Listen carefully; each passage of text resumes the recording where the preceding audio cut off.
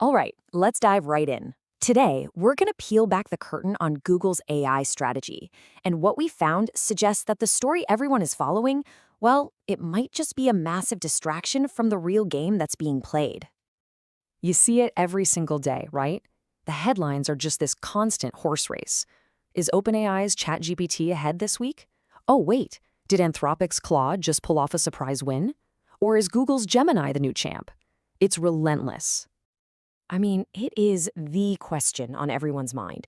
It completely dominates tech news, investor calls, probably your entire social media feed. It really feels like it's the only thing that matters in AI right now. But what if I told you that for one of the biggest players in this whole thing, this isn't even the right question to be asking? Yeah, you heard that right. According to the source material for this explainer, the company right at the heart of this so-called race isn't actually trying to win it. And if that's true, it means we might all be watching the wrong competition entirely. So, okay, if they aren't running on the same track as everyone else, what's going on? It's like they're playing on a completely different field. The real question then becomes, what on earth are they trying to build and what's the prize they're really after? And there it is. This is the core idea. Forget about winning a little sprint for the best chatbot. Google's ambition is, well, it's monumentally bigger. They want to build and own the entire foundation that the next generation of AI will be built on. The whole shebang. Okay, let's break that down.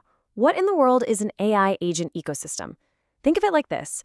Google isn't just trying to sell the fastest car. No way. They're trying to build the roads, the gas stations, the factories, and even supply the raw steel for every other car manufacturer in the world.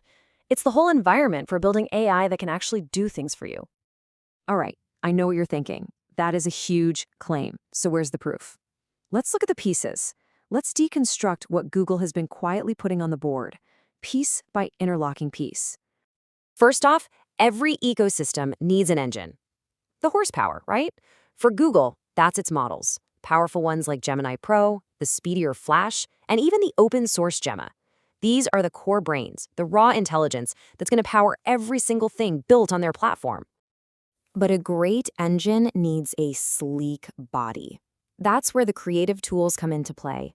Projects like Stitch and Whisk, they're like the canvas and the paintbrushes. They let developers design how these AI agents will look, feel, and interact with us. They're for crafting that entire user experience. Then, you need a research lab to make everything smarter. This is exactly where tools like NotebookLM and AI Mode fit in. Their job is to help developers and users sift through mountains of information, find those key insights, and then use them to make their AI agents even better.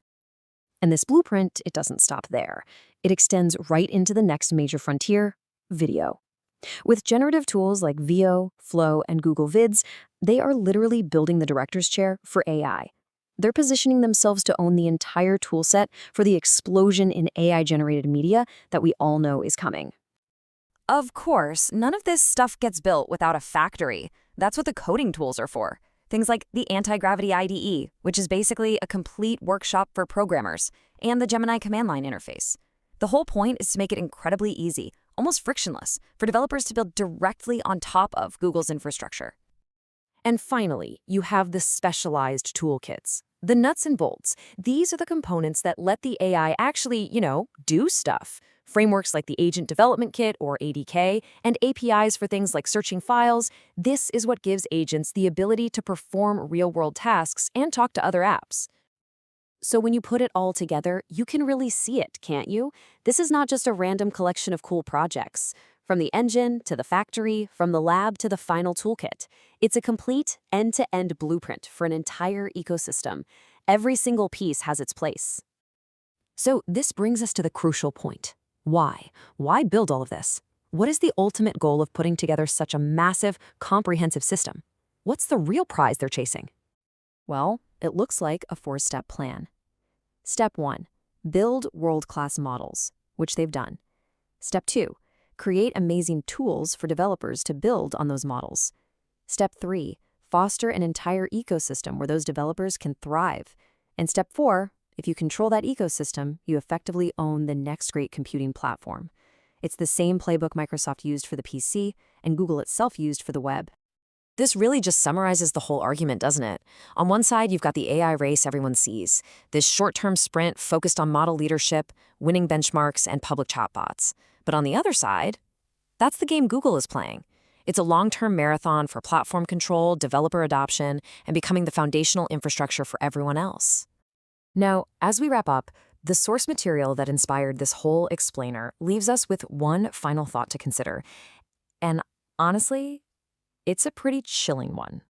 The scary part? What happens when one company builds all the roads, owns all the factories, and gets to set all the rules for the future of artificial intelligence? It's a huge question, and definitely one we're thinking about.